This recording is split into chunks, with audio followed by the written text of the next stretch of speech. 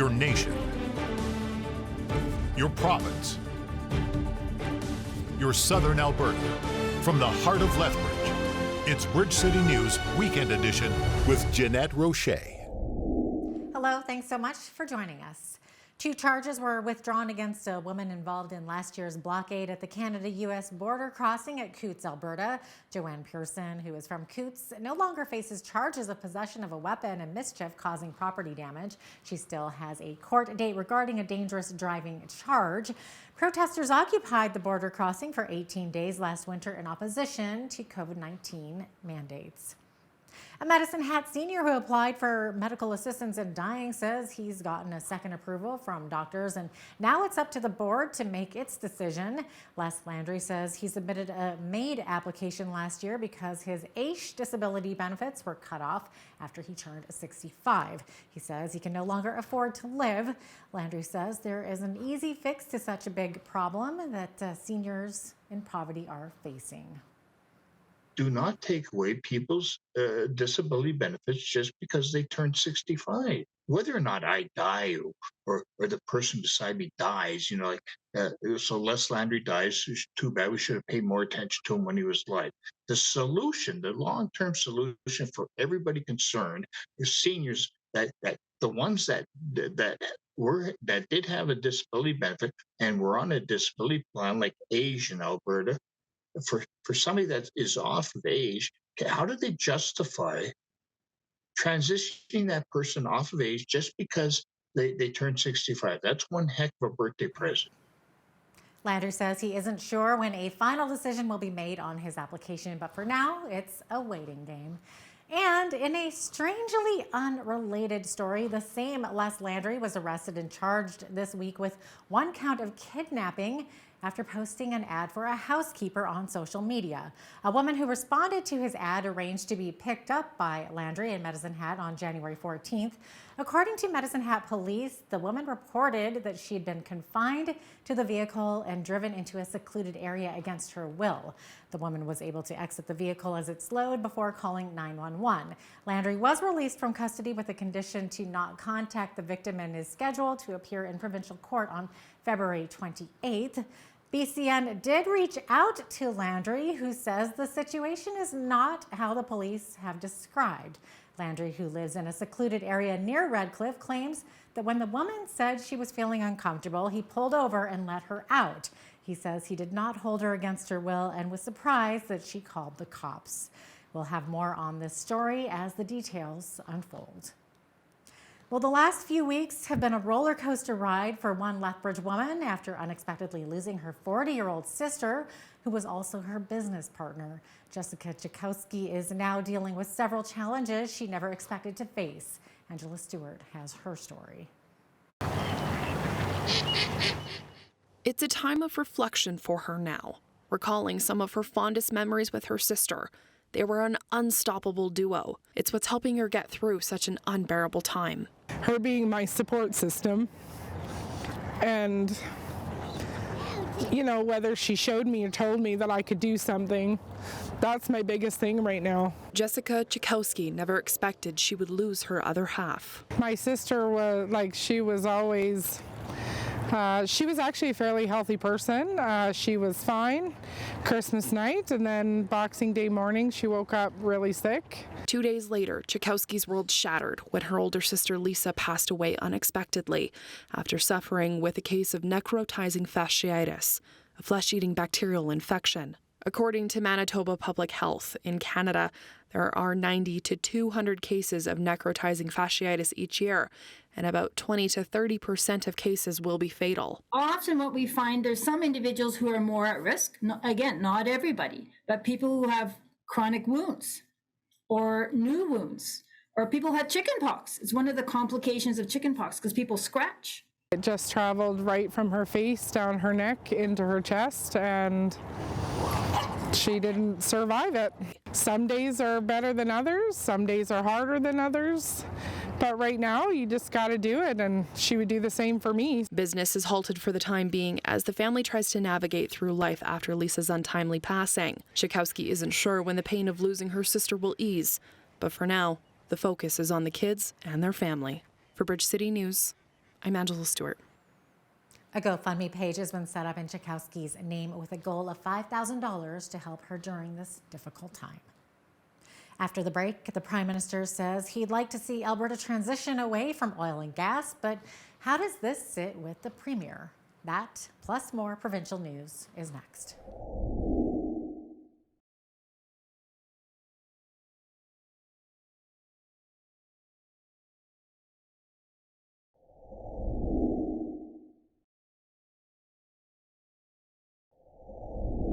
The Alberta government says it's accepting recommendations from a recent report from both the Alberta Emergency Medical Services Provincial Advisory Committee report and the Independent Dispatch Review, and is working on a plan of action to carry them out. Health Minister Jason Copping says that includes fast-tracking ambulance transfers at emergency departments and empowering paramedics to assess a patient's condition on scene and decide whether they need to be taken to an ER by ambulance.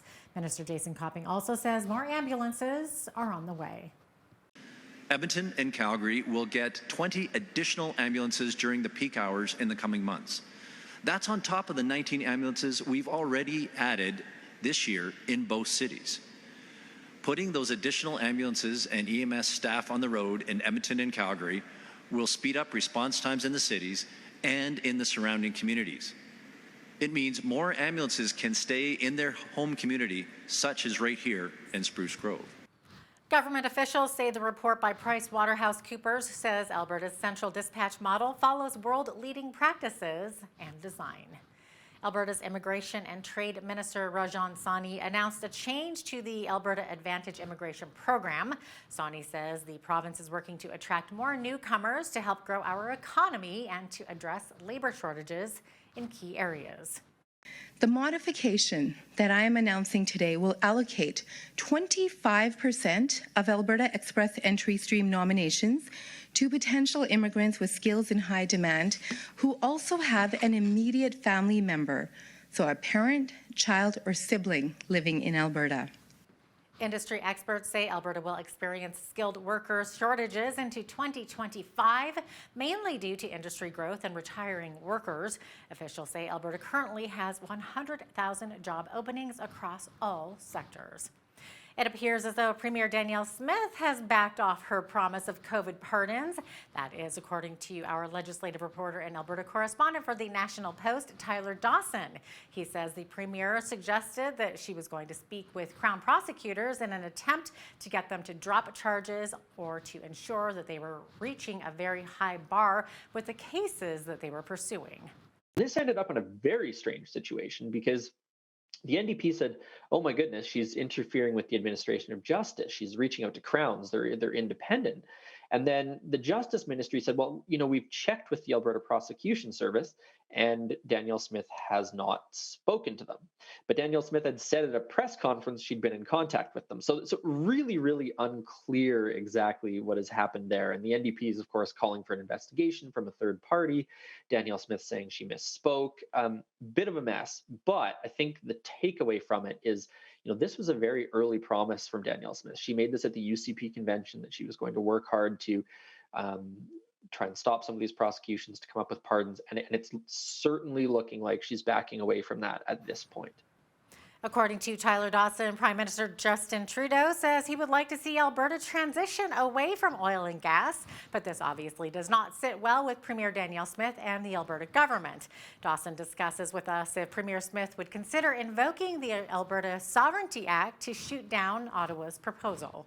At this point, it seems like it's sort of, on the back burner. It's a tool that they might choose to use, but they haven't come straight out and said, we're going to use this. There's a few possible explanations for that. Potentially, it's not clear what the Sovereignty Act might do in this circumstance.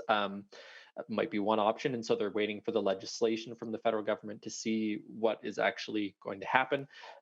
So no, they haven't talked about that. It's mostly been, I would say at this point, very strong criticisms coming from the Premier's office and incidentally from NDP leader Rachel Notley as well.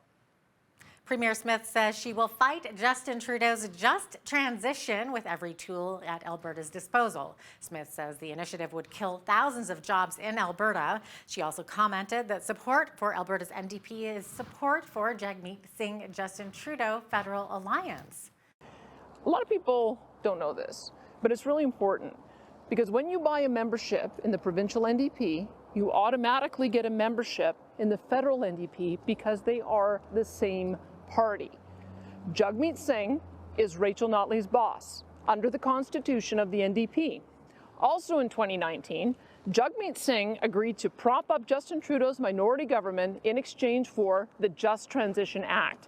So when I talk about the NDP Liberal coalition, I am talking about the NDP party of Notley and Singh in full cooperation with Trudeau's Liberal Party.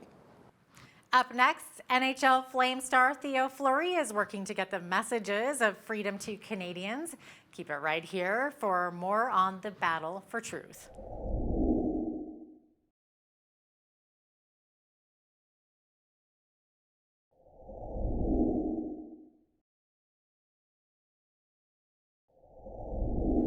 Freedom movements continue to grow and build a strong following across Canada. One such organization is called Canadians for Truth. Former Calgary Flame star Theo Fleury works with that group in Calgary. He sat down with Hal Roberts to discuss its mission, which is to engage Canadians with information and stories about the importance of freedom. Have a look.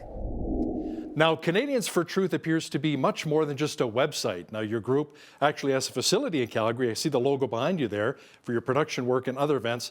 What's the true mission of Canadians for Truth, Theo? I suggest we start a media company in Calgary, which has come to fruition. We have a beautiful 9,000 square foot office with a beautiful home studio that we've built.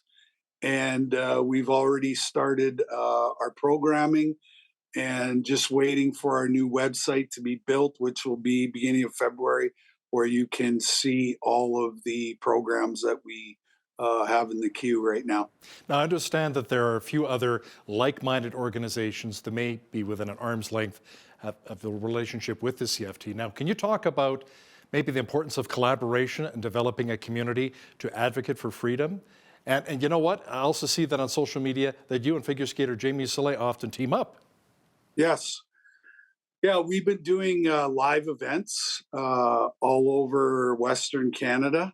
And, the reason why we wanted to do that was to bring people together of like minds, share space, share thoughts, share ideas. Canadians for Truth is basically a home and a place where every freedom-loving Canadian patriot can come and share ideas and thoughts, and eventually we want to turn this into a federal political party as well, because what I see is after all the shenanigans in Ottawa, and I'm talking about the government, I'm not talking about the freedom lovers. I see that the freedom movement has been sort of pulled apart. And we thought, by having an office and creating programming and having live events, we could sort of bring that amazing energy and patriotism to one place, which is Canadians for Truth. And Canadians for Truth is basically for everybody who over the last 3 years has, suffered job losses, are struggling financially, et cetera, et cetera. And, we have a policy board here. We're working on policy moving forward so we can change the country and get it back to an even better country than what it was before, Mr. Trudeau stepped in 7 years ago and destroyed our country. We have a provincial election as well coming up in May, and some would argue that we may see a federal one sometime as well this year, Theo. Now, do you see a role for Canadians for Truth working to get the voters out to the polls and really work to increase the turnout of freedom-minded Canadians? Yeah, 100%. We're here to help in any way, shape, or form, especially when it comes to freedom and like I said, discerning the truth. spiritually like-minded people have come to Canadians for Truth, and it seems like there's an attack on the big guy upstairs as well, and so we want to bring that to the forefront as well. And I think just get back to the basics. The basics of what Canada was built on, and that was freedom and love of country and love of neighbor, and like I said, there's no reason why Canada should be in the state that we're in, especially with, like I said, all the resources we have and all of the amazing, wonderful, smart, innovative people we have in this country. It's a shame that we're in the state that we're in. So what do you say to your critics who tell you, Theo, listen, we have incredible freedoms already in this country. I can fly to Europe, visit some family. I can go to Cuba or Mexico for a holiday. So what's the problem here? I enjoy a lot of freedoms already. Yeah, well, the thing about communism is it's a slow drip, right? They don't bring it in all at once. They're very sneaky and cowardly, and they lie, they cheat, they steal, they manipulate, they coerce. They use psychological warfare. So, yeah, you may think that you have freedoms now, but slowly they have been slowly taken away. We'll be right back after this short break. Stay with us.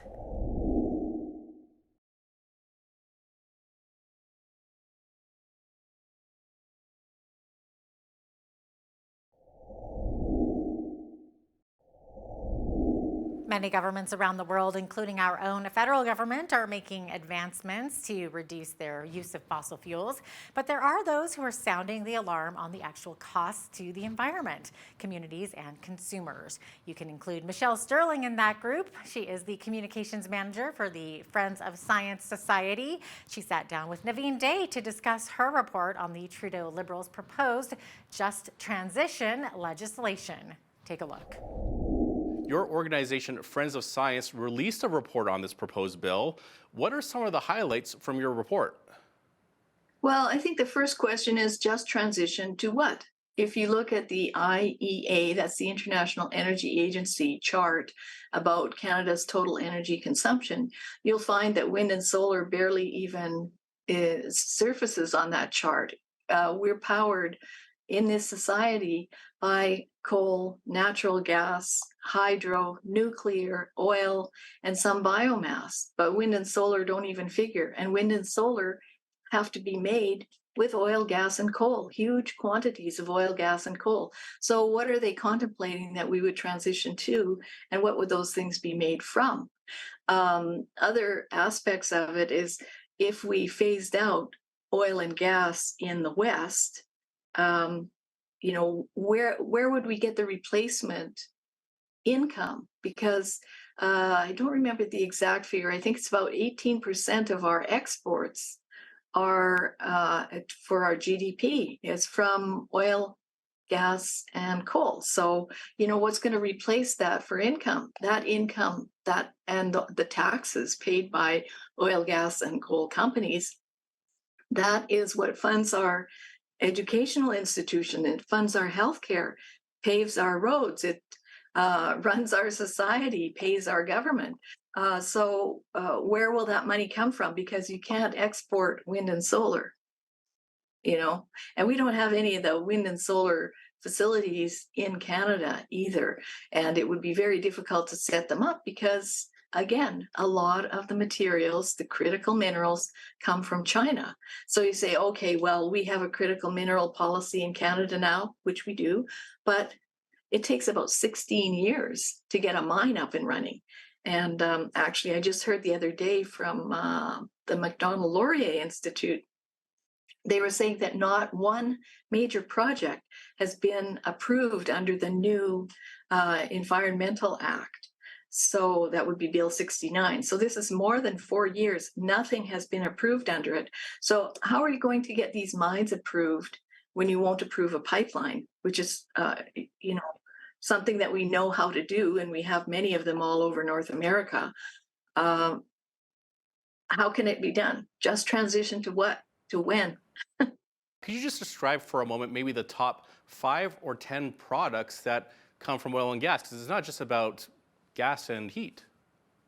Well, it would be difficult to do the top five, but let's start with the medical services industry. Almost all of modern medicine relies both on the energy from natural gas and coal and oil, and also the product stream. I mean, all the PPEs, all the masks, the gloves, the sterile use, single-use plastics that are used in surgery, almost everything, even pharmaceuticals, all of these things rely on byproducts from oil, gas, and coal. The modern medicine would vanish overnight without it. So do we really want to go back to kitchen table surgery and people boiling strips of old sheets as bandages? Clothing is made from different elements of oil and gas, plastics, all the plastic bottles. Do we really want to get rid of all those things? Now, Alberta shares its prosperity with other provinces through equalization payments. Now, much of that money comes from our oil and gas. How will other provinces be affected by these numerous Alberta industries being stifled or shut down? People don't realize that a lot of people work in Alberta. Some of them are traveling workers. They live in BC, Saskatchewan, the Maritimes. They come here, they work in the industry for maybe a few weeks and go home, or maybe a few months and go home. And they take their riches, if you like, back home, and they build prosperity at home. Maybe they start a small business, they buy their house that they've longed to buy. Many of our products heat the homes in other provinces. Like, people don't realize that British Columbia doesn't run on hydro, runs on about 59% natural gas. Propane in Alberta heats Quebec. After the break, a trip to the doctor may actually become a trip with your doctor. That's next.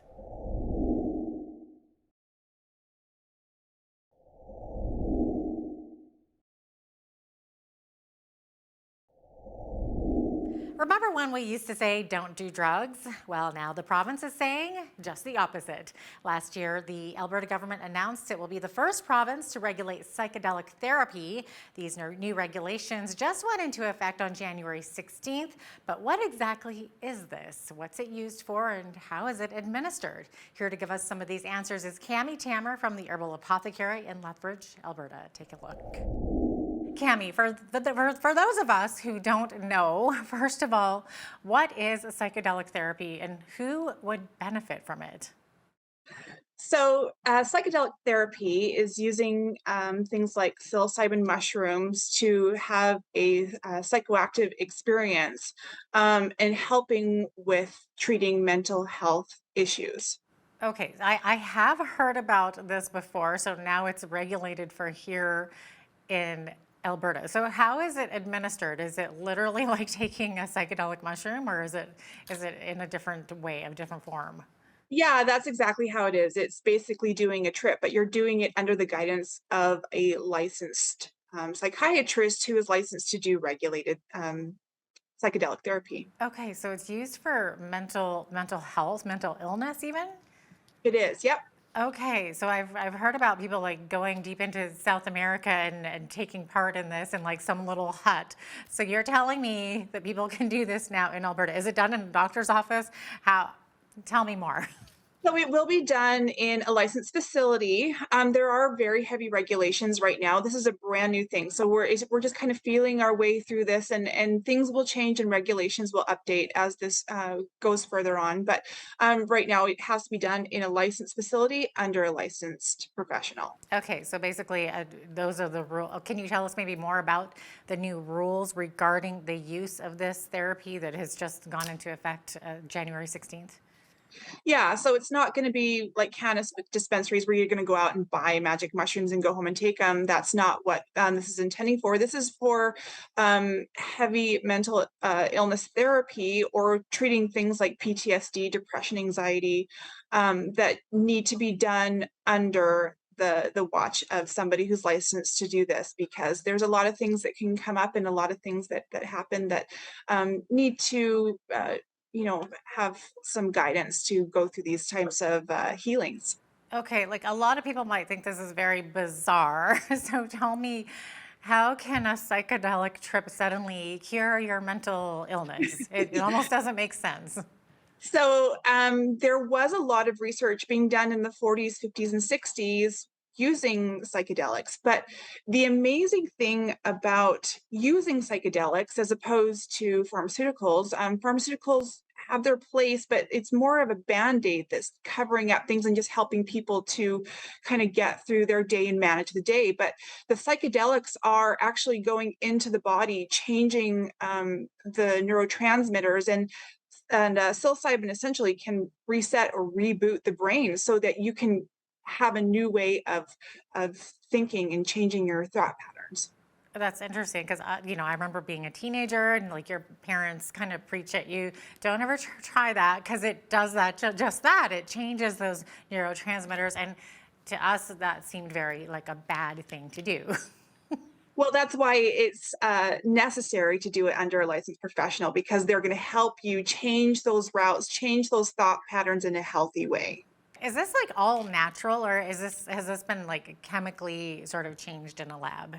This is all natural. I mean, you can chemically produce it in a lab, but we are looking with our company PharmaSil to produce these mushrooms and grow them naturally in a very controlled environment. But that's the beautiful thing, is this is natural. It works harmoniously with the body. We're big believers in plant medicine and healing the body through natural means. Medicine is great, it has its place, but we've seen the detriments and the downfalls to pharmaceuticals and long-term effects of people not being able to get off medications, or lots of side effects. Here in Lethbridge, we have a lot of issues with opioids, but just out of curiosity, would these mushrooms be maybe an option for replacing opioid in some cases, or maybe even helping with the damage that opioids have possibly done? Yeah, so this is not going to be a replacement for opioids. However, these psychedelic therapies can actually help with addiction recovery. They've shown a lot of promise in helping people with addictions to opioids.